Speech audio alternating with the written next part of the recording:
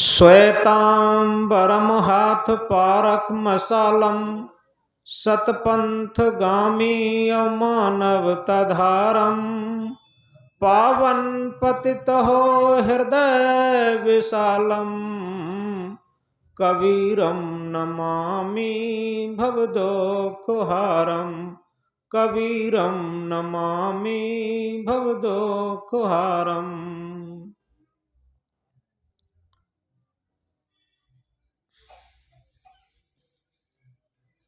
आज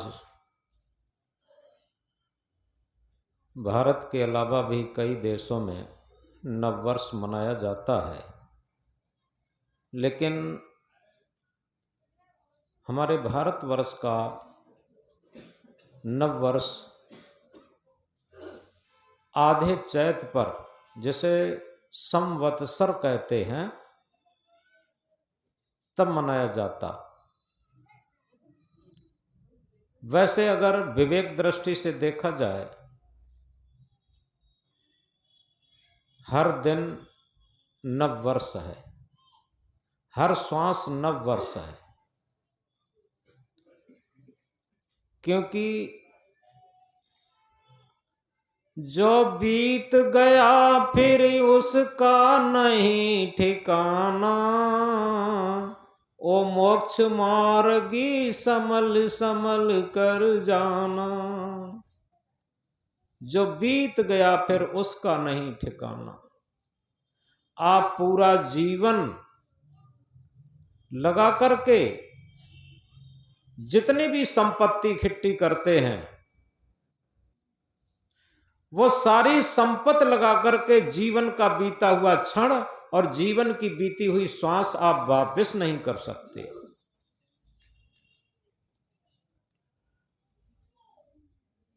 तो इस प्रकार हमारी जो श्वास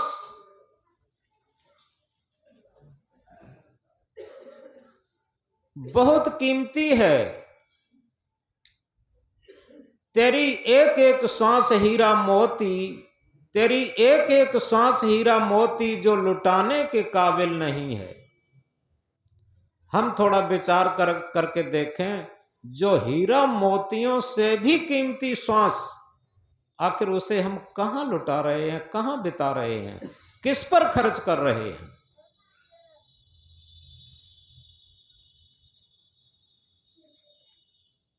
एक दिन बताया था, ये मिट्टी का दीपक शरीर है, इसमें श्वासों का तेल लगा हुआ है,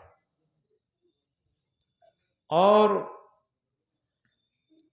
जब तक श्वासों का तेल इस मिट्टी के शरीर रूपी दीपक में है, तब तक दीपक जगमग जगमग होए, और निंगटो तेल बुझ गई बाती लहचल लहचल होए।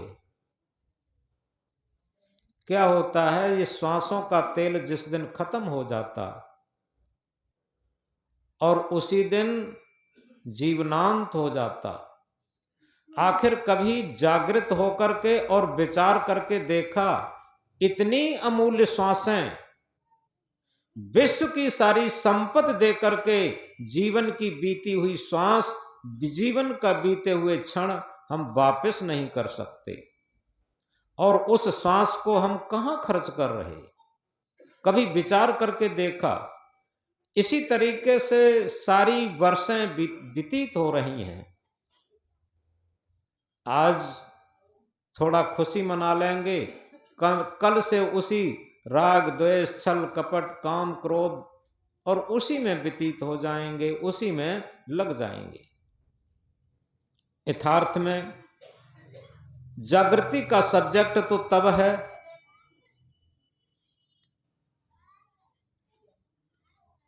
संत सम्राट सदगुरु कबीर साहब एक महामंत्र में जगाते हुए कहते हैं, जो बीत गया वो मुर्दा है और आने वाला सपना है, जिसमें हम बंधन काटें वो वर्तमान समय अपना है।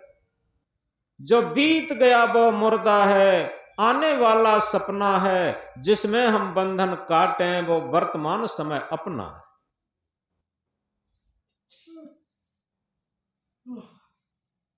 तो इस तरीके से कभी विचार करके भी देखा वर्तमान किसे कहते हैं। एक अंग्रेजी की कोटेशन में कहा है, act at living in the present how ever pleasant know believe. वर्तमान का अस्तित्व है, उसमें हम काम करें। भूत दफनाया हुआ है, भविष्य कल्पना में है। टुमारो नेवर कम, कल कभी नहीं आता। इसीलिए सदगुरु कबीर साहब जगाते हुए क्या कहते हैं, कल करे सो आज कर, आज करे सो अब, पल में प्रलय होएगी बहुर करेगो कब। हम जीवन भर क्या कहते रहते हैं, आज कल के करते करते समय बीत गया वर्षों। आज कल सभी लोग क्या कहते रहते हैं, अभी मकान बना लें, बेटी की शादी कर लें, बेटा की शादी कर लें, और इसके बाद सत्संग करेंगे, इसके बाद भजन करेंगे, इसके बाद भक्ति करेंगे। तो आज कल के करते करते वर्षों समय बीत जाता है, पूरा जीवन बीत जाता है, लेकिन हम जागृत नहीं हो पाते। सदगुरु कबीर देव जगाते हैं, और ऐसे नहीं जगाते, झकझोर करके जगाते हैं। ऐसे ही एक उदाहरण, एक विद्यालय में कुछ अध्यापक लोग संस्कारवान रहे होंगे। अध्यापक ने कहा बच्चों से, विद्यार्थियों से, बेटा जीवन में हर किसी को कुछ न कुछ परमार्थ का काम करना चाहिए। तो बच्चों ने कहा जी सर। अब 2-4 दिन व्यतीत होने के बाद एक दिन क्या होता है, अध्यापक ने बच्चों से पूछना शुरू किया कि भाई बच्चों, एक दिन हमने ये कहा था कि कुछ न कुछ अपने जीवन में हर बच्चे को परमार्थ का काम करना चाहिए। हम पूछना चाहते हैं, किसी बच्चे ने कोई परमार्थ का कार्य क्या किया? तो एक बच्चा उठ करके खड़ा हुआ और उसने कहा सर मैंने एक परमार्थ का काम किया। अध्यापक ने कहा धन्यवाद, थैंक यू। इसके बाद दूसरा बच्चा, अध्यापक ने कहा और कोई बच्चा ऐसा है जिसने कुछ परमार्थ का काम किया हो? तो एक बच्चा और खड़ा हुआ, उसने कहा सर मैंने भी परमार्थ का काम किया। अध्यापक ने कहा बहुत अच्छे। इसके बाद अध्यापक ने फिर कहा कि और कोई बच्चा ऐसा है विद्यार्थी जिसने कोई परमार्थ का काम किया है? तो एक बच्चा और उठ करके खड़ा हुआ, उसने कहा सर मैंने भी परमार्थ का काम किया। अध्यापक ने पीठ ठोंकी, शाबाश तुमने बहुत अच्छे काम किए। इसी बीच अध्यापक ने एक बात पूछी कि भाई विद्यार्थियों एक एक करके बताओ, पहले वाला विद्यार्थी बताए कि तुमने क्या अच्छा काम किया। तो पहला वाला विद्यार्थी खड़े होकर के बताता है कि सर मैंने एक बूढ़ी माता को सड़क पार करवाई। अध्यापक ने कहा बहुत अच्छा। दूसरे विद्यार्थी से पूछा कि बेटा तुमने क्या परमार्थ का काम किया? उस विद्यार्थी ने भी कहा कि सर मैंने भी एक माता को सड़क पार करवाई, एक बूढ़ी माता को सड़क पार करवाई। इसके बाद अध्यापक ने तीसरे विद्यार्थी को पूछा कि भैया बेटा तुम ये बताओ तुमने क्या परमार्थ का काम किया? उसने कहा सर मैंने भी एक बूढ़ी माता को सड़क पार करवाई। अब अध्यापक का माथा ठनका अध्यापक ने कहा, क्या तुम लोगों को एक ही दिन में 3 बूढ़ी माता मिल गई? विद्यार्थी कहते हैं, नहीं सर, बूढ़ी माता तो एक ही थी, लेकिन वो सड़क पार नहीं करना चाहती थी। हम तीनों ने पकड़ करके और घसीट करके उसे सड़क पार करवाई। अब ये यहां पर बात का सिद्धांत बदल गया। जो अध्यापक ने जिस उद्देश्य से बात कही थी, वो सिद्धांत बदल गया। जिस तरीके से उन विद्यार्थियों ने वे बूढ़ी माता को घसीट करके सड़क पार करवाई, वो माता सड़क पार नहीं करना चाहती थी। इसी तरीके से धार्मिक संत गुरुजन भक्तजनों को घसीट कर जगाने की कोशिश करते हैं और ये अधर्म की गली पार करवाना चाहते हैं, असत्य की गली पार करवाना चाहते हैं, बंधन की गली पार करवाना चाहते हैं। लेकिन सच बात यह है कि यहां पर जबरदस्ती नहीं चलती, क्योंकि जिनके स्वाभाविक मन में रहता है,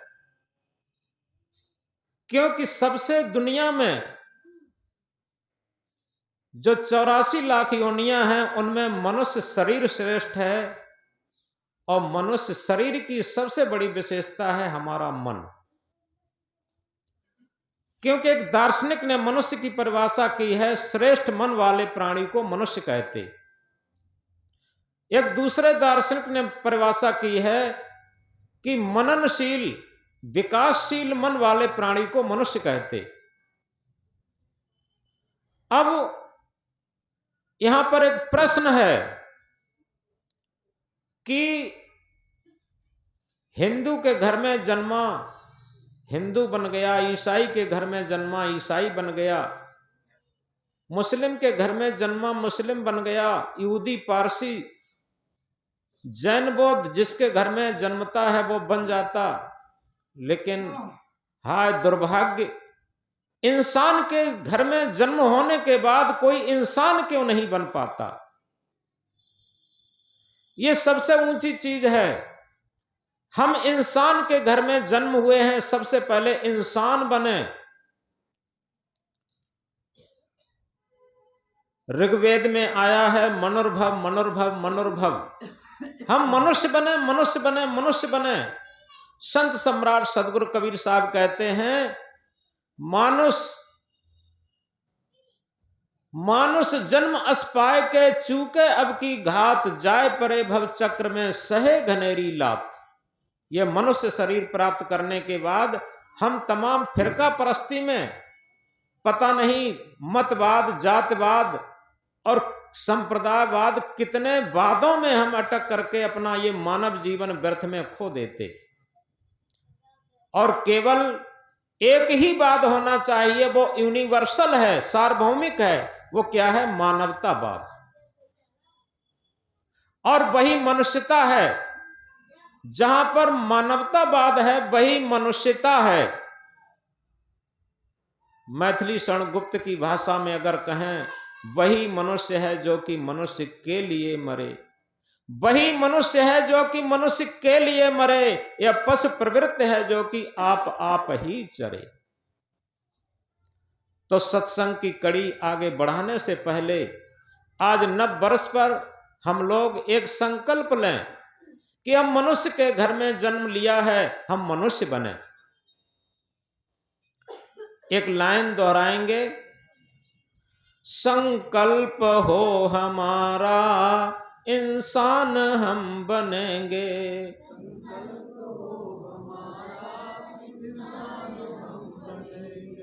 संकल्प हो हमारा इंसान हम बनेंगे।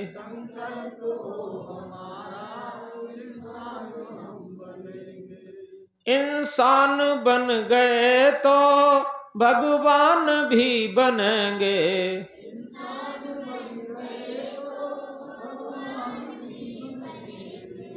संकल्प हो हमारा इंसान हम बनेंगे।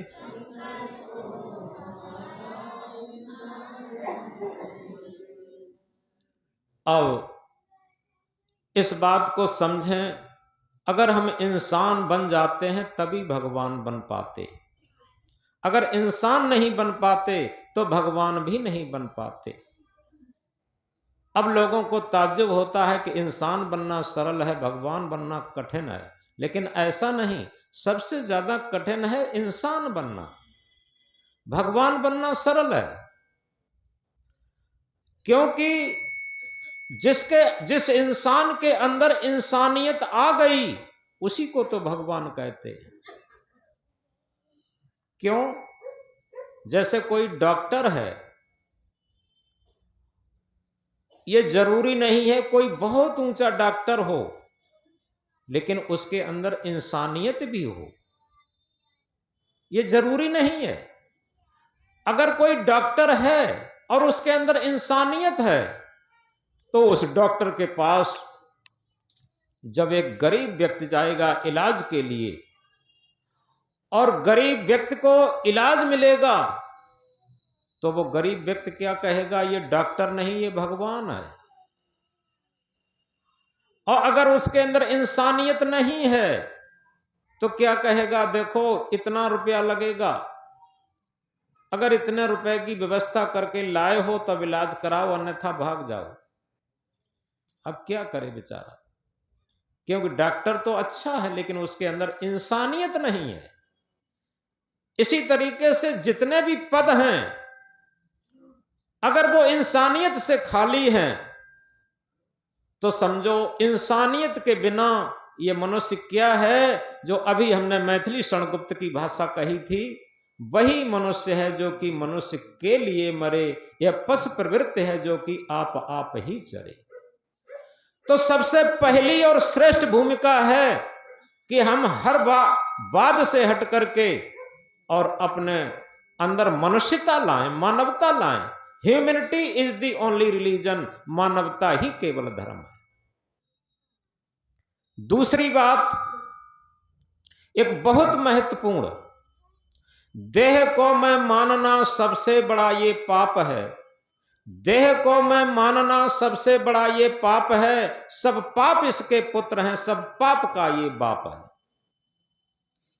सारे पापों का जन्म जब तक हम ये मानते रहते कि हम देह हैं, हम शरीर हैं, हम गोरे हैं, हम काले हैं, हम नाटे हैं, हम लंबे हैं, हम मोटे ताजे हैं, हम दुबले पतले हैं, ये सब क्या है? ये महाघोर अज्ञान, अमानवता। और मानवता क्या है? मानवता ये है जिस तरीके से, बोलो सतगुरु कबीर साहब की, शांत रहेगी।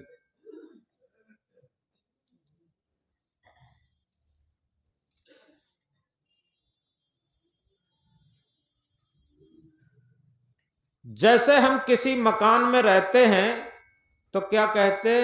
ये मकान मेरा है। आज तक कोई ये नहीं कहा है कि हम मकान हैं, बताओ। कोई भी व्यक्ति ये कहता हो अपने मकान के लिए कि हम मकान हैं, ऐसा कोई आज तक कहा? क्या कहते हैं? ये मेरा मकान है। यानी जिस मकान में हम रहते हैं उसके लिए कहते हैं ये मेरा मकान है, मेरा मकान हमसे हमेशा अलग होता। ये कोई नहीं आज तक कहा कि हम मकान हैं। ये बहुत बड़ी कठिन बात नहीं है, बहुत सरल बात है। ये मेरा मकान है, मेरी वस्तु हमसे हमेशा अलग होती। जिस तरीके से मेरा मकान हमसे अलग है, मेरा कोट, मेरी पैंट, मेरी शर्ट, ये सब मेरे हैं। हम कोट पैंट शर्ट नहीं हो सकते, हम मकान नहीं हो सकते। और सूक्ष्म में पहुंचे, मेरा हाथ, क्या कहते हैं कि मेरे हाथ में दर्द है। कोई आज तक ये कहा कि मुझ हाथ में दर्द है? ये कहते हैं मेरे हाथ में दर्द है, मेरे सर में दर्द है, मेरे पैर में दर्द है, मेरे पेट में दर्द है, मेरे पूरे शरीर में दर्द है। ये शरीर पूरा मेरा है, हम शरीर नहीं है। ये आध्यात्म विज्ञान है, ये धर्म का क्षेत्र है, ये मनुष्यता का क्षेत्र है। क्योंकि ये शरीर मेरा है, ये 5 तत्व का हड्डी मांस का पुतला, ये एक मकान है और ये मेरे रहने का एक मकान है। तो ये मेरा कौन कहता है? ये आत्मा, ये चेतना, ये सत्य सत्ता, ये ड्राइविंग सत्ता जो इस शरीर के अंदर रहती है, उसके रहने का ये 5 तत्वों का मकान है। हड्डी मांस का पुतला ये मकान, चेतना ड्राइविंग सत्ता का रहने का ये मकान है। जिसे कहा है कि body is the motor and soil is the driver. शरीर एक मोटर के समान है, आत्मा इसमें एक ड्राइवर के समान है। बाहरी गाड़ी को हम डीजल पेट्रोल देते हैं और ड्राइवर को ड्राइवर की खुराक जो रोटी दाल देते हैं, तो गाड़ी सुचारू रूप से चलती। इसी तरीके से जब शरीर एक मोटर के समान है, आत्मा इसमें एक ड्राइवर के समान है, तो शरीर रूपी मोटर की तो खुराक हम खूब देते हैं। पूरा जीवन शरीर के लिए ही जिए। कभी भी विचार करके देखा कि इसके अंदर जो सत्य सत्ता है, ड्राइविंग सत्ता है, चेतन सत्ता है, आत्म सत्ता है, ब्रह्म सत्ता है, उस सत्ता के लिए हमने जीवन में क्या किया? और इसीलिए इस बात को कहा है, इस महामंत्र को, देह को मैं मानना सबसे बड़ा ये पाप है, सब पाप इसके पुत्र हैं, सब पाप का ये बाप है। क्योंकि हम शरीर के पेट और भोग तक ही तो जिए हैं, और इसके अलावा हमने कभी विचार करके देखा इसके अंदर जो सत्य सत्ता है, ड्राइविंग सत्ता है, आत्म सत्ता है, चेतन सत्ता है, उसके लिए हमने जीवन में क्या किया? ये विचार करके देखें। उसके लिए एक छोटी सी बात है, उससे आप सही तरीके से समझ सकते हैं। एक बनवारी लाल सेठ थे। पहले तो छोटे छोटे सेठ थे, लेकिन उन्होंने बहुत प्रयास किया, अब बड़े सेठ हो गए। उनके पास कई मकान थे, कई किराए पर उठे थे, और अपने बंगले में जो रहते थे वो भी बहुत आलीशान था। इसके बाद उनके 3 बेटा थे, और तीनों बेटों के लिए अलग अलग बहुत बड़े बड़े व्यापार, सब कुछ था। और ये सब कुछ था, इसके बाद भी सेठ जी अंदर से खाली खालीपन महसूस करते थे। उन्हें लग रहा था कहीं न कहीं कुछ खाली खालीपन है, कुछ खोया खोयापन है, समझ में नहीं आता। जैसे भौतिक समृद्धि कहते हैं, वो सब कुछ मेरे पास है, कोई कमी नहीं है, लेकिन फिर भी अधूरा अधूरा लग रहा है जीवन, ऐसा क्यों है? हालांकि समाज में उनकी प्रतिष्ठा थी, समाज के लोग मानते थे भाई बनवारी लाल सेठ के पास किसी बात की कोई कमी नहीं है, लड़के भी बात मानते, बहुएं भी बात मानती, और यहां तक है कि किसी चीज की कोई कमी नहीं है, ऐसा सब लोग मानते थे। लेकिन सेठ जी को अंदर से खाली खालीपन महसूस होता था। एक कोई उनके मित्र थे, एक दिन मिले। मित्र से उन्होंने कहा अपनी बात को दिल खोल करके, कि लोग अपनी दिल खोल करके बात वहीं कह पाते हैं जिनसे थोड़ा मन मिला हुआ हो, उनसे कह पाते हैं, और जहां मन मिलता है उसी से मित्रता भी होती है। 2 मन जब मिलते हैं उनसे मित्रता हो जाती। तो वो उनके मित्र जी मिले, उनसे उन्होंने दिल खोल करके अपनी बात कही। क्या कहा कि मित्र जी क्या बताएं, वैसे तो समाज में हमारा सम्मान है और हमारे पास कोई कमी भी नहीं है, हालांकि लड़के बहुएं भी बात मानते, ऐसा कुछ नहीं है, घर की तरफ से कोई अभी प्रतिकूलता नहीं है, लेकिन पता नहीं मुझे ऐसा लगता है कि बहुत खाली खालीपन और कुछ खोया खोया सा लगता रहता, अधूरा अधूरा जीवन लगता रहता। ऐसा क्यों पता नहीं, समझ में नहीं आता है, और भीतर भीतर टेंशन जैसा खालीपन का महसूस होता रहता। ये समझ में नहीं आता, सब कुछ होते हुए भी ऐसा क्यों है। उन मित्र ने कहा आपको हम एक राय दे रहे कि आप किसी अच्छे संत गुरुजन के पास जाइए, और जब संत गुरुजन के पास आप जाएंगे तो वे इस खाली खालीपन को भर देंगे।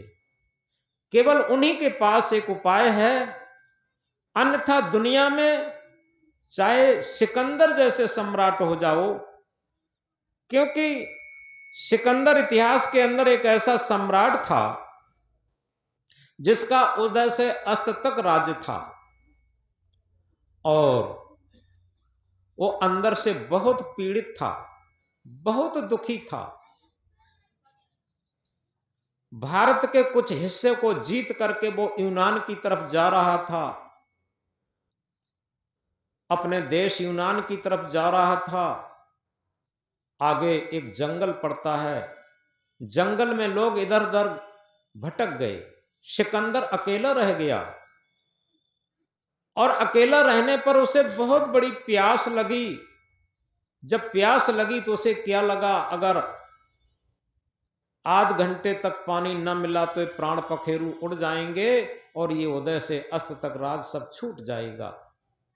अब उसे ऐसा नजर आने लगा। आखिर आगे बढ़ता है तो देखता क्या है, एक झोपड़ी उसे जंगल में मिलती है। उसने सोचा इस झोपड़ी में जरूर कोई होगा। वहां पहुंचा तो देखता क्या है, एक संत आंखें बंद किए अपने ध्यान भजन में लीन थे। सिकंदर ने जूतों से आहट की, संत ने आंखें खोली और सिकंदर को ऊपर से नीचे देखा, फिर आंखें बंद कर ली।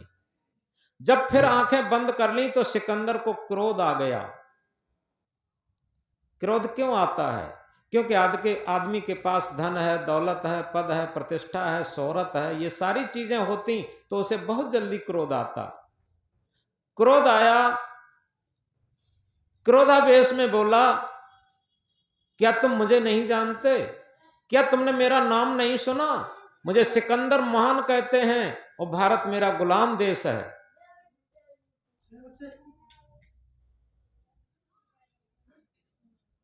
बोलो सदगुरु कबीर साहब की। क्या तुम मुझे नहीं जानते? अहंकार में ऐंठ करके बोला, क्या तुम मुझे नहीं जानते? तुमने मेरा नाम नहीं सुना?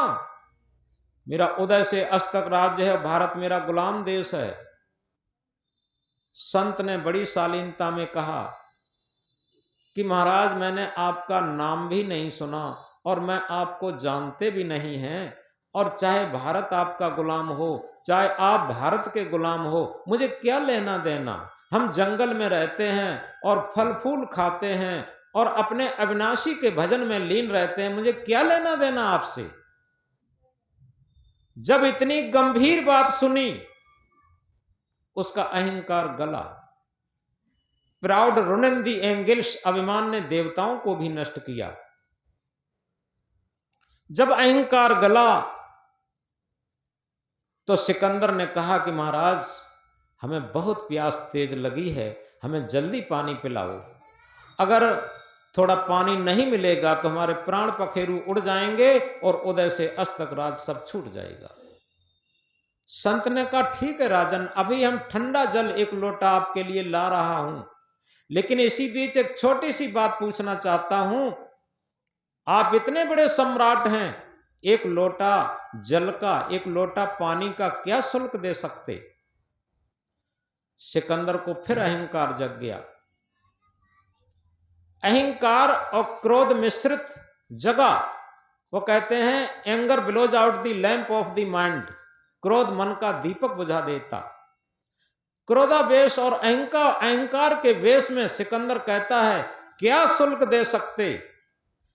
हम एक लोटा पानी पीकर अपने प्राणों को बचाने के लिए उदय से अस्त तक सारा राज्य आपको दे सकता, ये कहा। सिकंदर ने इसी बीच एक लोटा पानी ठंडा ला करके, संत ने सिकंदर को एक लोटा पानी ला करके हाथ में रख दिया और सिकंदर प्यासा ही था और तुरंत पानी पीने लगा। जैसे ही पानी पीने लगा और संत ने याद दिलवाई कि सिकंदर, ए राजन, याद रखो, जिस उदय से अस्त तक राज्य का तुम ना इतना अहंकार करते थे, उसकी कीमत मालूम है? एक लोटा पानी। उसकी कीमत मात्र एक लोटा पानी रह गई है। जब आपने कह दिया है इस बात को, मैं उदय से अस्त तक सारा राज देकर और एक लोटा पानी पी करके अपने प्राणों को बचाऊंगा। उसकी कीमत मालूम है आपको? केवल एक लोटा पानी। अब जैसे ही इस बात को संत ने कहा, सिकंदर का चूर चूर अहंकार हो गया और पानी पी करके और कहा कि महाराज आप ठीक कहते हैं, घबराया हुआ हो गया। संत ने कहा, सिकंदर घबराइए नहीं, मुझे एक लोटा पानी के बदले में तुम्हारा राज नहीं चाहिए, लेकिन तुम्हारा अहंकार गलाना था, और आपको चाहिए तो और पानी पी सकते हैं। सिकंदर ने कहा, नहीं महाराज, हाथ जोड़े और अभिवादन करता है, क्योंकि अब अहंकार गल चुका है और जाने की आज्ञा मांगता। संत ने कहा, सिकंदर थोड़ा 1 मिनट और रुक जाइए, एक बहुत आवश्यक बात सुनते जाइए, सूत्र है और वो कभी जीवन में काम देगा। तो संत ने कहा कि सिकंदर, तुम जिस राज्य का उदय अस्तक का जो अहंकार करते हो और पूरे जीवन की अमूल्य श्वासें लगा करके तुमने जो राज्य की कमाई की है, इतना बड़ा जो तुम छत्रपति सम्राट बने हो, उदय से अस्त तक राज्य के मालिक स्वामी बने हो, ये बहुत छोटी चीज है। जीवन की मृत्यु की बेला में और जीवन के बीते हुए क्षण, जीवन की बीती हुई श्वासें, विश्व की सारी संपत्ति देकर भी आप वापस नहीं कर सकते। इस बात को ध्यान रखना, यह उदय से अस्त तक राज बहुत छोटी चीज पड़ जाएगी। विश्व के सारे राज्यों की सारी संपत्ति देकर भी आप जीवन के बीते हुए क्षण, जीवन की बीती हुई श्वासें वापस नहीं कर सकते। अब जब इतनी बात सिकंदर ने सुनी, उसका रहा सहा अहंकार सब गला और संत के चरणों को स्पर्श करता है और कहता है, गुरुदेव, अगर आप पहले मुझे मिल जाते तो इस राज्य के लिए मैं इतना हत्याहरण नहीं करता। आज मुझे कुछ अंदर से ज्ञान जागृति ये हो रहा है, आखिर मैं इतना हत्याहरण करके जो राज्य पाया है वो मरते टाइम कुछ भी साथ नहीं देगा। सिकंदर पुनः अभिवादन करके और चल देता है, आगे जाता है। धीरे धीरे थोड़े थोड़े करके लोग, उसके जो सेनापति से लेकर के जितने साथी थे, सब लोग इकट्ठे हो जाते हैं। अभी भारत में ही यात्रा चल रही है और तब तक सिकंदर बीमार पड़ जाता है। उसके साथ जैसे आज भी मंत्रियों के साथ डॉक्टर लोग रहते हैं, उसके पास भी वैद्य लोग थे। सिकंदर ने वैद्य लोगों से कहा कि वैद्य लोगों, आप लोग दवा दे रहे हैं, दवा काम नहीं कर रही, ऐसी दवा दो चाहे उदय से अस्त तक राज्य सब बिक जाए, लेकिन हमारा जीवन बच जाए। क्योंकि अपने स्वदेश हम यूनान पहुंच करके अपनी पत्नी, बच्चे और मां से मिल सकूं, अपने परिवार से मिल सकूं, तब तक मुझे ठीक कर लो।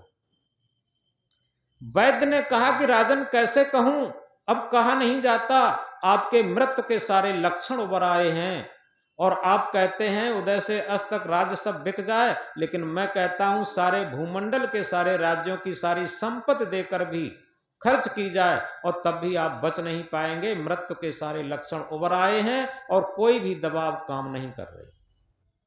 जैसे ही इस बात को सिकंदर ने सुना, सिकंदर के फल फल आंसू गिरने लगे और पश्चाताप करता है कि क्या अच्छा होता वो भारत के महान संत मुझे पहले मिल जाते, तो इस जीवन, अमूल्य जीवन को मैं व्यर्थ नहीं खोता। हाय, आज ये उदय से अस्त तक राज्य भी व्यर्थ महसूस होता और मैंने जीवन में बहुत बड़े पाप किए हैं। इस राज्य के लिए मैंने सारे संस्कार बिगाड़े हैं, आज मैं पश्चाताप कर रहा। थोड़ी देर बाद गला रुंधने लगता है। सिकंदर ने कहा, भाइयों, साथियों, अब मुझे लगता है कि हम अब खत्म हो जाएंगे, लेकिन मेरा एक निवेदन है कि मेरा शरीर जब छूट जाए, खत्म हो जाए हम, तो मेरी अर्थी निकालो, मेरा जनाजा निकालो, तब कफन से दोनों हाथ बाहर खुले छोड़ देना। साथियों ने कहा कि आप ऐसा क्यों कहते, ऐसा तो कोई नहीं कहता। सिकंदर ने कहा, मैं इसलिए कहता हूं कि अगर वो भारत के महान संत मुझे पहले मिल जाते तो मैं इतना हत्याहरण नहीं करता। आज मैं पश्चाताप करता हुआ जा रहा। और दोनों हाथ इसलिए खोल देना, बाहर खुले छोड़ देना, दुनिया के लोग कम से कम मेरे खुले हाथ देखेंगे, कफन से बाहर देखेंगे, तो दुनिया लोगों को शिक्षा मिलेगी, जागृति मिलेगी कि सिकंदर जैसा महान सम्राट एक छदाम लेकर के साथ नहीं गया। तो वही हुआ, अर्थी निकाली गई, जनाजा निकाला गया, कफन से दोनों हाथ खुले बाहर छोड़ दिए गए। और तभी से ये कहावत चली, इकट्ठे कर जहां के जर, इकट्ठे कर जहां के जर, सभी मुल्कों के माली थे, सिकंदर जब चला दुनिया से दोनों हाथ खाली थे। वहीं पर पहुंचिए जहां पर अपनी बात चल रही थी। वो बनवारी लाल सेठ संत के पास पहुंचते हैं, जो उनके मित्र ने सलाह दी थी, किसी संत गुरु के पास जाइए, वो आपके खाली खालीपन को भर देंगे। वो आपके अंदर जो अभाव महसूस होता है, खाली खालीपन महसूस होता है, उसे भर देंगे। ये भौतिक क्षेत्र से नहीं भरा जा सकता, वो संत ही भर पाएंगे, कोई संत गुरुजन ही उसे भर पाएंगे।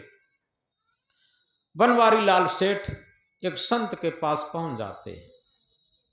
जब संत के पास पहुंचे, बनवारी लाल सेठ ने प्रणाम करके, नतमस्तक होकर के और हाथ जोड़ करके निवेदन किया कि गुरुदेव, हम पहले अपना थोड़ा परिचय दें कि हम बहुत छोटे आदमी थे और मैंने मेहनत करके, काफी मेहनत करके खूब कमाया, अब एक सही अच्छे सेठ बन गए हैं। हमारे पास फैक्ट्रियां भी हैं, दुकानें भी हैं, 3 लड़के हैं, 3 बहुएं भी हैं, और इसके साथ सब आज्ञानुवर्ती भी हैं, और कई मकान किराए पर उठे हैं। घोड़ा गाड़ी वाहन सोना चांदी किसी की कोई कमी नहीं है।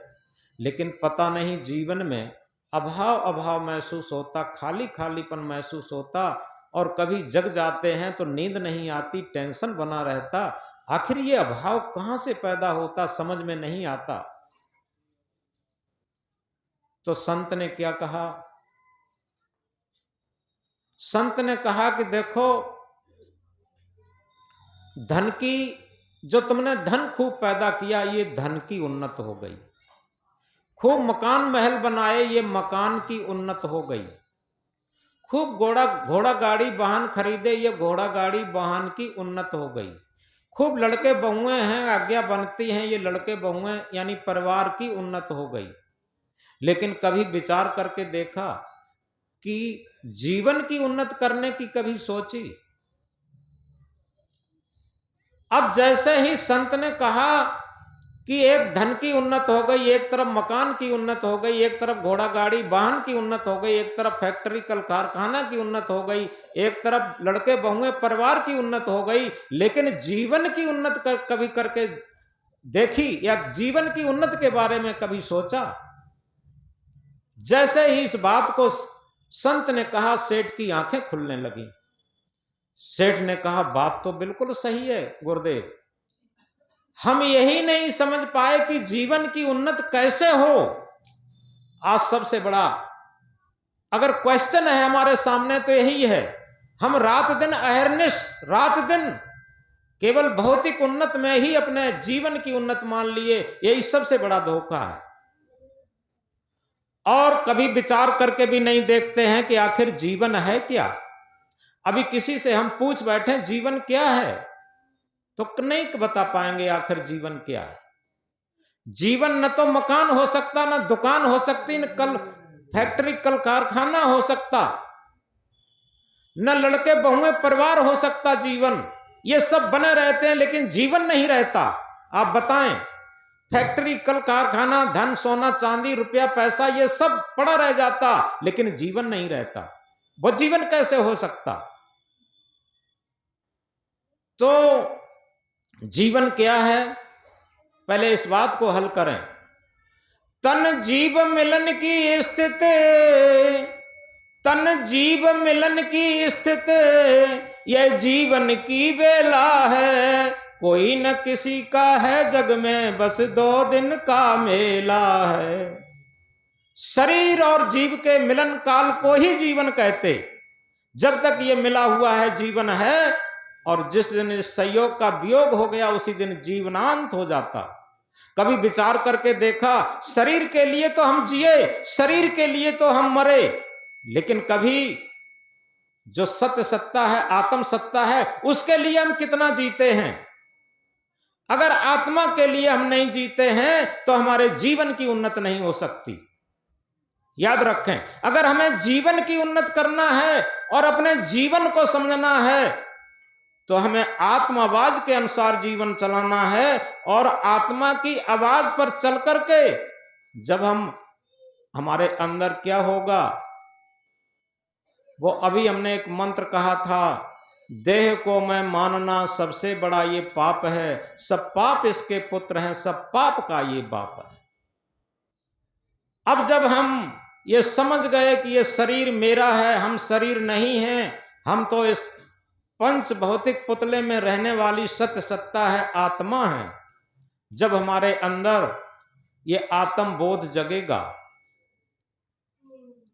एक बात गहराई से समझें, हमने शास्त्रों का ज्ञान कर सकते हैं, लेकिन जिसको आत्म बोध कहते हैं, जिसे बुद्ध ने प्रज्ञा बोध कहा, सदगुरु कबीर साहब ने आत्म ज्ञान कहा, अंग्रेजी में उसे सेल्फ नॉलेज कहा। तो इस प्रकार आत्म ज्ञान बिना नर भटके, कोई मथुरा कोई काशी, पानी में मीन प्यासी, मोए सुन सुने आवे हांसी। यथार्थ में हम बीज ज्ञान कर सकते हैं, रामायण ज्ञान कर सकते हैं, वेद ज्ञान कर सकते हैं, उपनिषद ज्ञान कर सकते हैं, गीता ज्ञान कर सकते हैं, बाइबल ज्ञान कर सकते हैं, कुरान ज्ञान कर सकते हैं, ये सारे ज्ञान कर सकते हैं, लेकिन कभी आत्म ज्ञान करने के बारे में सोची बात? जब तक आत्म ज्ञान करने के बारे में बात नहीं सोचेंगे तब तक हमारे जीवन की उन्नति नहीं हो सकती। तो इस तरीके से संत ने उन बनवारी लाल सेठ को बताया कि जब तक आत्मज्ञान नहीं होगा, आत्म ज्ञान बिना नर भटके, कोई मथुरा कोई काशी।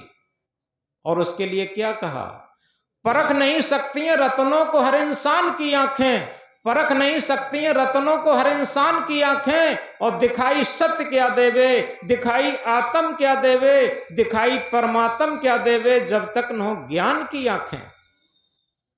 जब तक हमारे अंदर ज्ञान की आंख प्रस्फुटित नहीं होगी और तब तक हमें अपने ही अंदर रहने वाली आत्मा दिखाई नहीं देगी, समझने में नहीं आएगी।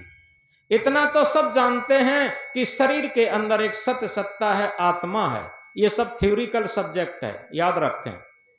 सुनी सुनाई बात, पढ़ी पढ़ाई बात क्या है, उसे थ्योरिकल कहते हैं।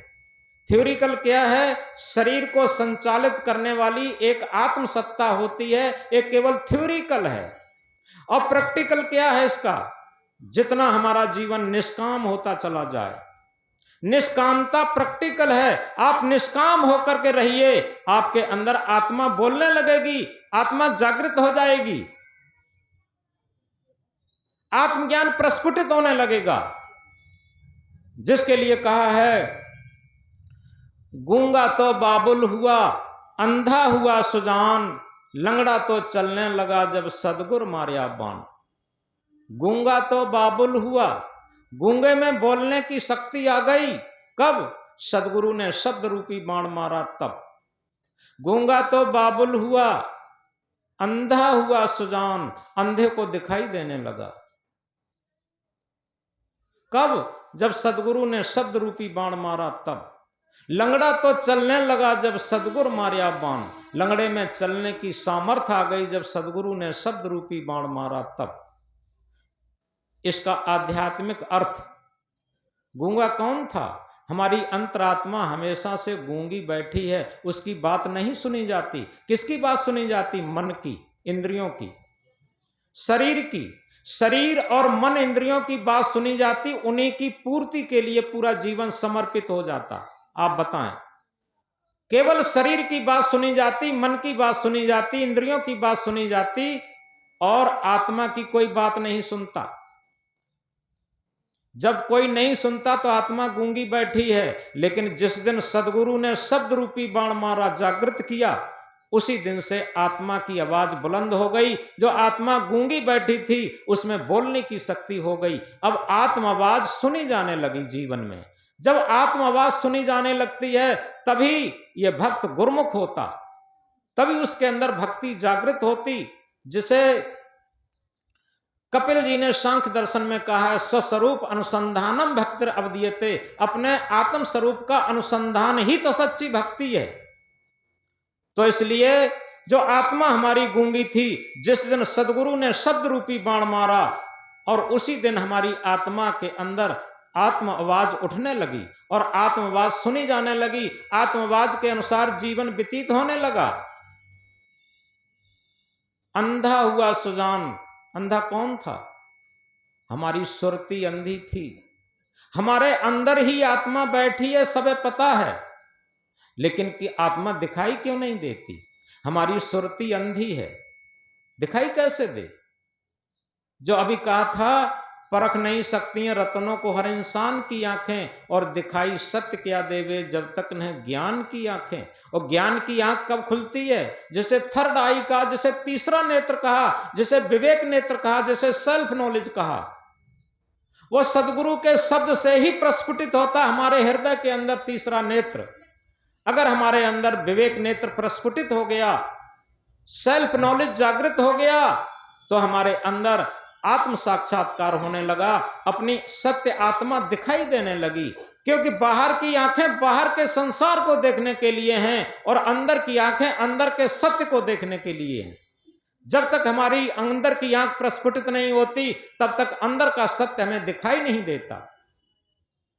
तो अंधा हुआ सुजान, हमारी सुरती जो अंधी थी उसे दिखाई देने लगा। क्या दिखाई देने लगा? आत्म साक्षात्कार होने लगा, आत्म दर्शन होने लगा। और लंगड़ा तो चलने लगा जब सदगुरु मारिया बाण। लंगड़े में चलने की शक्ति आ गई जब सदगुरु ने शब्द रूपी बाण मारा। तब लंगड़ा कौन था?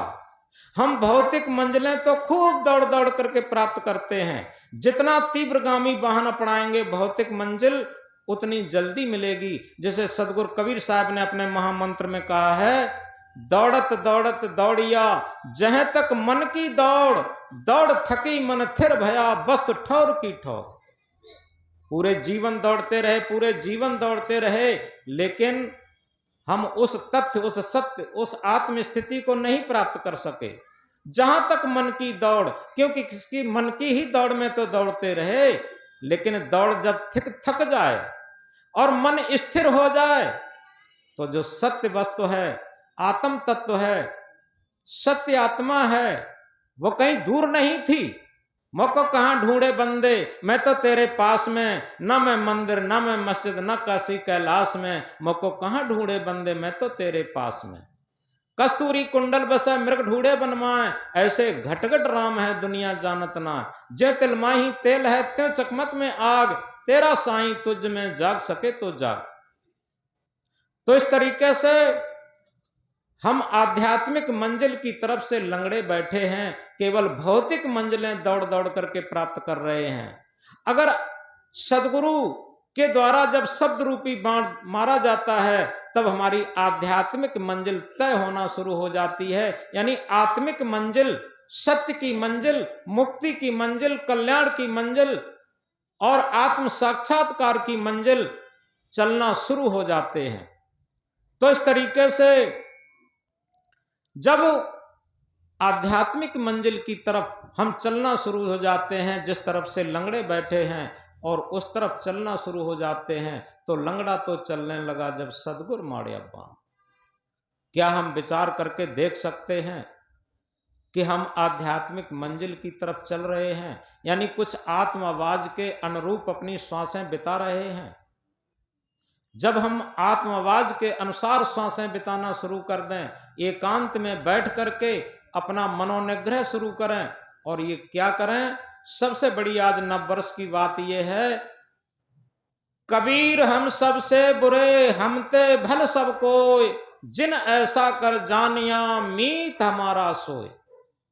हम चाहे घर में परिवार में पति पत्नी के रूप में हैं, पिता पुत्र के रूप में हैं, आश्रम में गुरु शिष्य के रूप में हैं, कहीं भी किसी रूप में हैं, लेकिन सबसे बड़ी बात यह है कि हम अपनी गलती देखना शुरू कर दें।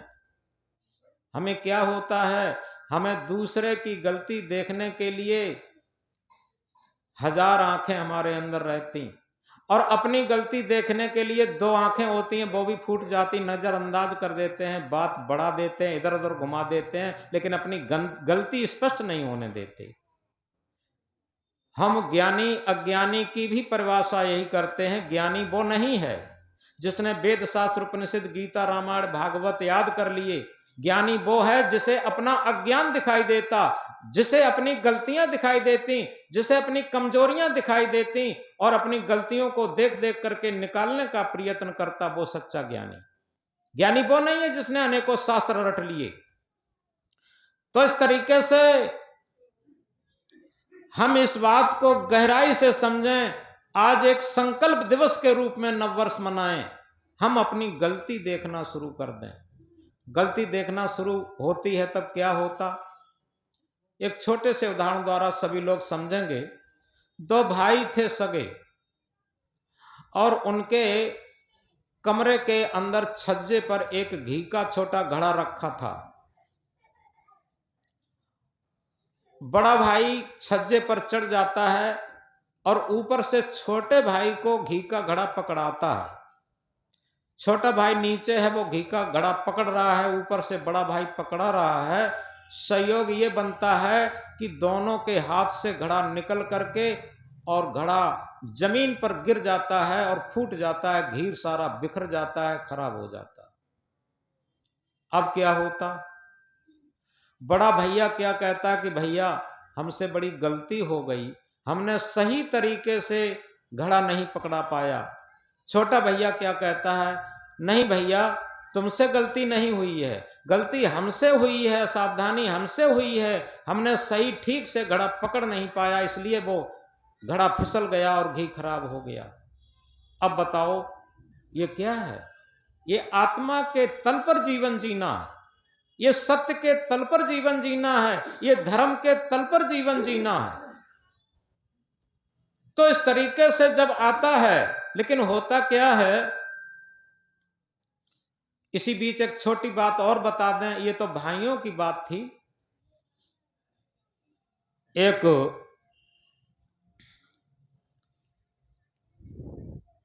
घर में एक बहू आई। जानते ही हैं कि जब बहू आती है, बहू को उतारा जाता है। पहले रब्बा चलते थे, फिरक, पुराने लोग सब जानते हैं। अब तो हेलीकॉप्टर तक चलने लगे हैं, कारें चलने लगी अच्छी अच्छी। बहू को उतारा जाता है, सास बड़ी अगवानी करती है, लेकिन पता नहीं 2 दिन में क्या हो जाता। ऐसे ही एक घर में बहू आई और वो कढ़ाई छुई जाती है। वही दिन था, तो घर मालिक कहीं से एक घड़े में घी लाए, देसी घी लाए, और ये कहा कि हमारे रिश्तेदार आएंगे, उनका सही तरीके से सम्मान हो जाए। घर में नई बहू आई है और घी का भोजन बनाएगी तो अच्छा रहेगा। घी लाती है, वो घर मालिक घी लाते हैं और वैसे ही घर मालकिन पहुंच जाती हैं, घी का घड़ा स्वयं ले लेती हैं। बहू देख रही थी कि हमारी सासू माँ गई हैं और घी का घड़ा लेने के लिए, और थोड़ा वो घर में प्रवेश कर पाई। जैसे वो नई बहू आई थी, वो तुरंत सासू माँ से कहती है कि माँ मुझे घी का घड़ा दो और मैं ले चलती हूँ, वजन ज़्यादा है, आप सही नहीं ले चल पाएंगी। तो बहू ने घड़ा ले लिया, लेकिन होता क्या है, वो कपड़ा ऐसे पहने थी, उसका कपड़ा कोई पैर में उलझ गया और वो गिर पड़ी पटक से, और घी का घड़ा फूट गया, घी सारा बिखर गया, खराब हो गया। अब जब घी का घड़ा खराब हो गया, सासू मां पहुंचती हैं, बहू को उठाती हैं और क्या कहती हैं, बेटी कहीं चोट तो नहीं लग गई। थोड़ा गहराई से समझेंगे। सासू माँ एकदम बहू को उठाती हैं और क्या कहती हैं, बेटी कहीं चोट तो नहीं लग गई। और बहू रो के कहती है, माँ मुझे तो चोट नहीं लगी लेकिन घी खराब हो गया। सासू माँ क्या कहती हैं, बेटी तुम कतई चिंता मत करो, तुम कतई चिंता मत करो, घी खराब हो गया, हो जाने दो, घी तो दोबारा आ जाएगा, तुम्हें नहीं चोट लगी है, यही सबसे बड़ी बात है, यही सबसे बड़ी जीत है। बहू एकदम अंदर से गदगद हो गई, बहू सासू माँ के गले लिपट गई और माँ बेटी के गले लिपट गई। वो माँ कह रही है, वो बेटी कह रही है, और दोनों में इतना अगाध प्रेम हो गया। और घी दोबारा आता है बड़ी सज धज के साथ, बड़ी खुशी के साथ, बड़ी मंगल भावना के साथ वो पर्व मनाया गया। सभी घर वालों ने, रिश्तेदारों ने बड़ी खुशी से खाया और आज से वो रिश्ता ऐसा अटूट हो गया जीवन के लिए। क्या हुआ आगे चल करके, समय बदलता है, समय बदला। एक दिन क्या होता है कि सासू माँ कुछ लिए जा रही थी, फिसल गई। वो बाजार से कुछ लेकर के आ रही थी तो फिसल गई और फिसल करके उनके पैर में बहुत बड़ा फ्रैक्चर आ गया। बहू को भनक लगी, बहू तुरंत जाती है और रिक्शे पर बहू सासू माँ को ला करके और सबसे पहले अस्पताल में ले जाती है और अपने पति को बुलाती है और वहां पर सही तरीके से उनकी जो प्लास्टर वगैरह होता है सारा ट्रीटमेंट करके, और अस्पताल से जब छुट्टी होती है तो सासू माँ अब घर में आ जाती हैं। अब जब प्लास्टर हो गया, टट्टी पेशाब सब बहू करवा रही है भाई बेटी, और हाथ से सब सफाई कर रही, और ऐसे नहीं कर रही, बड़े प्रेम से कर रही। और इसी बीच भोजन से लेकर, सफाई से लेकर, उनके कपड़े लत्ते की सफाई से लेकर, उनके नहलवाना धुलवाने से लेकर, उनकी सारी सफाई बड़े विधिवत ढंग से कर रही है। इसी बीच में उस बहू की मां आती है अपनी समधिन को देखने के लिए। जब मां आई तो अपनी बेटी को सासू मां की सेवा करते हुए, टट्टी पेशाब साफ करते हुए देखा तो अकेले में जाकर के मिली बहू से, अपनी बेटी से, और ये कहा कि बेटी ये बताओ, तुम ये सासू की तमाम टट्टी पेशाब करती हो, इसमें तुम्हें दुर्गंध नहीं लगती? बेटी क्या कहती है? बेटी ने कहा, मां मुझे दुर्गंध नहीं लगती है, इसमें घी की सुगंधी आ रही है, मुझे दुर्गंध नहीं लगती, इसमें घी की सुगंधी आ रही है। अब घी की सुगंधी कहां से आ रही थी? वो जब सबसे पहले घी का गड़ा खराब हुआ था तब सासू मां ने कहा था, बेटी चिंता मत करो, घी खराब हो गया, हो जाने दो, तुम्हें चोट नहीं लगी। बेटी यही सबसे बड़ी जीत है। उसी दिन से वो मां हो गई, वो बेटी हो गई। अब बताओ, यहां पर एक धर्म उद्घाटित हो गया, भक्ति उद्घाटित हो गई, मनुष्यता उद्घाटित हो गई, मानवता उद्घाटित हो गई, कोई चीज बाकी नहीं रही। तो इस तरीके से ये नववर्ष है। नववर्ष ये नहीं है कि पूड़ी लड्डू खीर पूड़ी खा करके हम बस समाप्त कर दें पिकनिक करके। ये पिकनिक नहीं है, ये संकल्प दिवस है। हमने एक मंत्र कहा था, फिर बीच में दोहरा लेते हैं। संकल्प हो हमारा, इंसान हम बनेंगे,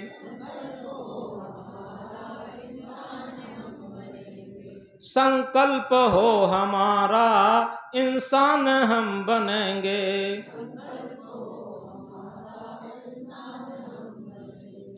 इंसान बन गए तो भगवान भी बनेंगे,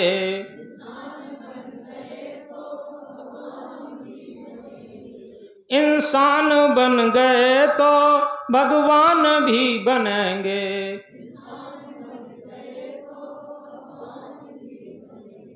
संकल्प हो हमारा, इंसान हम बनेंगे।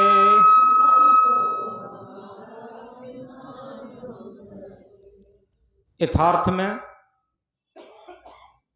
सतपथ पर चलकर जिस दिन मानवता आएगी, सतपथ पर चलकर जिस दिन मानवता आएगी, न मजहब काम आएगा, न जाति आएगी।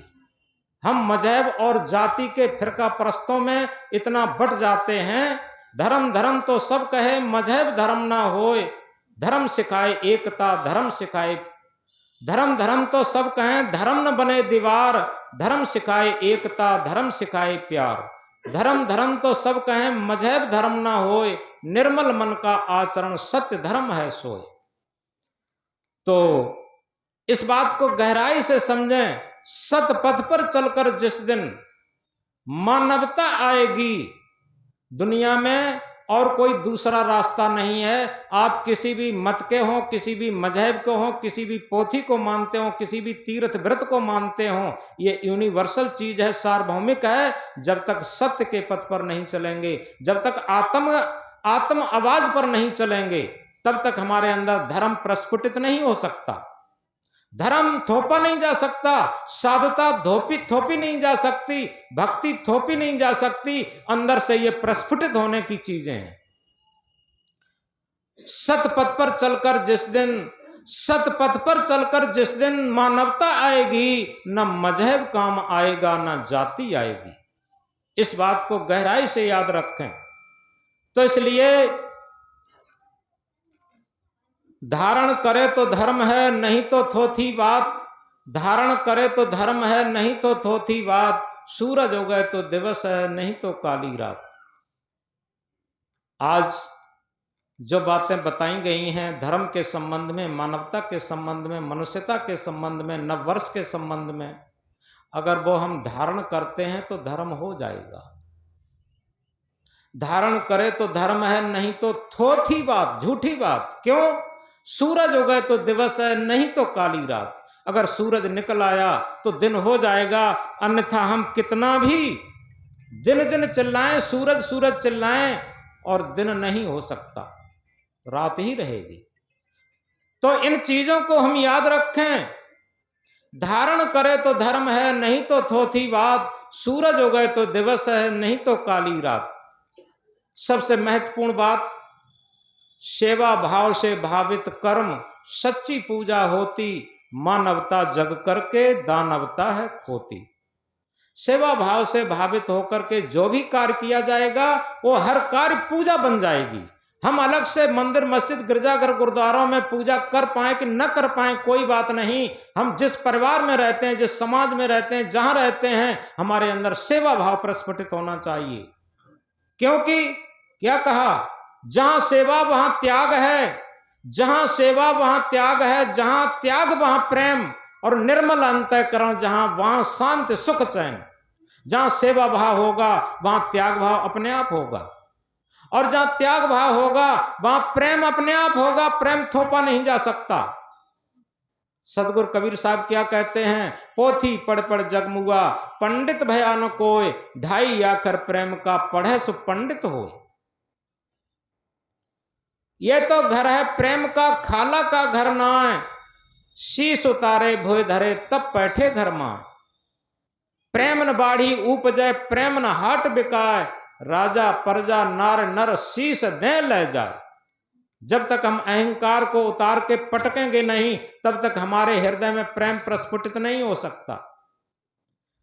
तो याद रखें, जहां सेवा वहां त्याग है, जहां त्याग वहां प्रेम, निर्मल अंतःकरण जहां वहां शांति सुख चैन। बनवारी लाल सेठ को समझा दिया गया कि बनवारी लाल सेठ, जहां सेवा है वहां त्याग है, जहां त्याग है वहां प्रेम है, और जहां निर्मल अंतःकरण है वहीं शांति सुख चैन है। तुम्हारा अभाव दूर तभी होगा जब निर्मल अंतःकरण बनेगा, जब आत्मा के तल पर चलोगे।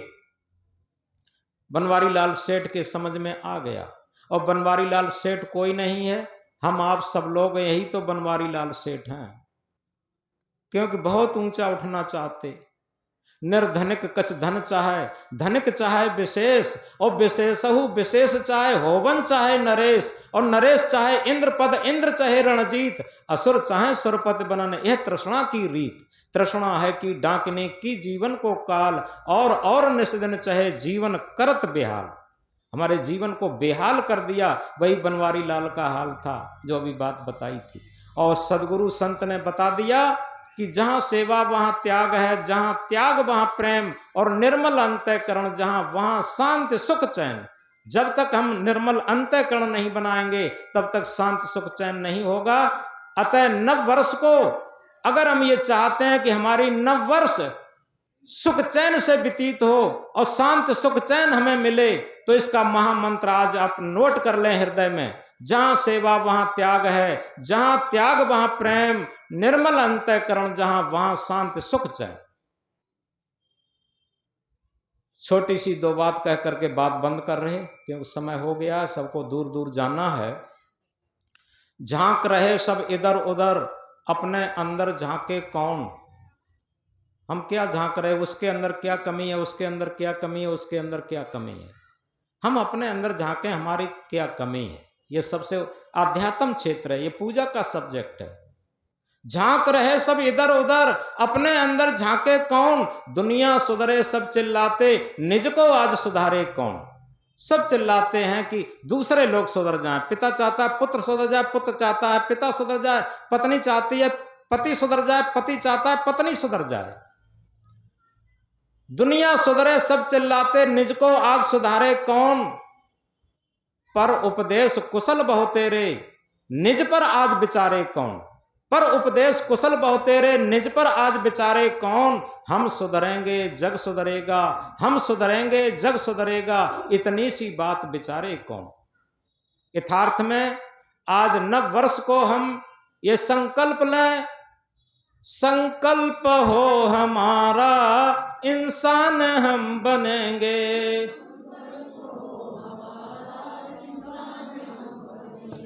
संकल्प हो हमारा इंसान हम बनेंगे।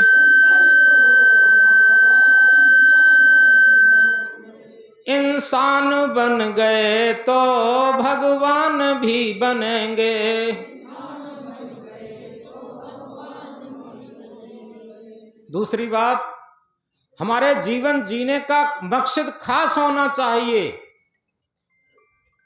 हमारे जीवन जीने का मकसद खास होना चाहिए। अपने आप पर विश्वास होना चाहिए, अपने आप पर विश्वास होना चाहिए। जीवन में खुशियों की कोई कमी नहीं होती, जीवन में खुशियों की कोई कमी नहीं होती। बस जीवन जीने का सही अंदाज होना चाहिए। हम जीवन जीने का सही अंदाज नहीं जानते। अगर जीवन जीने का सही अंदाज आ गया तो जीवन में कोई खुशियों की कमी नहीं होती। तो याद रखें, दो चीजें मुख्य बताई। एक तो हम मनुष्य होकर के, क्योंकि मनुष्य का बच्चा मनुष्य होकर के जन्म तो ले लेता है लेकिन मनुष्य होकर के जी नहीं पाता, और जब मनुष्य होकर के जी नहीं पाता तो मनुष्य होकर के मर नहीं पाता। तो सबसे बड़ी बात यह है कि हम मनुष्य के बच्चे होकर के जन्म लिए हैं तो मनुष्य होकर के जीना सीखें। जब हम मनुष्य होकर के जीना सीखेंगे तभी मनुष्य होकर के मर पाएंगे। तो आज के नव वर्ष पर सब लोगों से यही निवेदन है, हमारा कोई जोर जबर नहीं है। हम एक समाज के सेवक हैं और सेवक की बात मानना बहुत जरूरी होती। सबसे बड़ी चीज ये है, क्योंकि जब एक समाज के सेवक की आप बात मानेंगे तो आप लोग महान बनेंगे। इसलिए हम जिस घर में रहते हैं, जिस परिवार में रहते हैं, जहां भी रहते हैं, तो अपने अंदर सेवा भाव जागृत करें और अपने से अधिक दूसरे को चाहें। उसकी संतुष्टि अगर आत्मीयता से चाहेंगे तो बिना खिलाए बिना पिलाए ही उसे संतुष्टि मिल जाएगी अपने आप। ये महान सूत्र होता जब आत्मीयता का व्यवहार हो। और जब आत्मीयता का व्यवहार ना होता हो, भले ही रसगुल्ला खिलाए जाएं लेकिन उसे अच्छा नहीं लगता। तो अधिक न कह करके इस बात को हम याद रखें, जहां सेवा वहां त्याग है, जहां त्याग वहां प्रेम, निर्मल अंतःकरण जहां वहां शांति सुख चैन। सतपथ पर चलकर जिस दिन मानवता आएगी, न मजहब काम आएगा न जाति आएगी।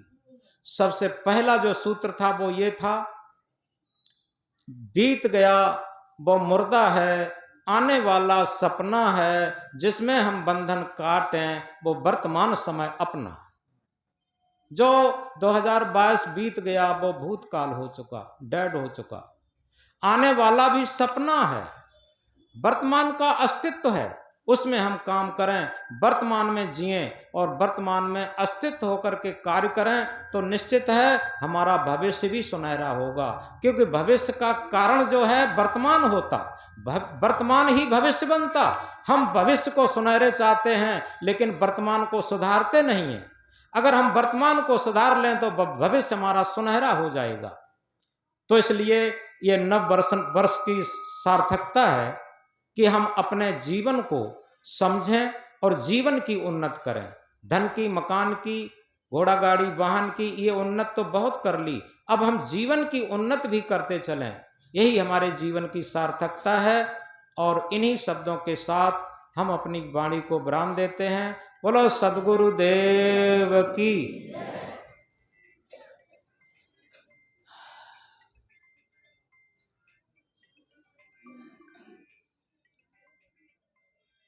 चलो बंद।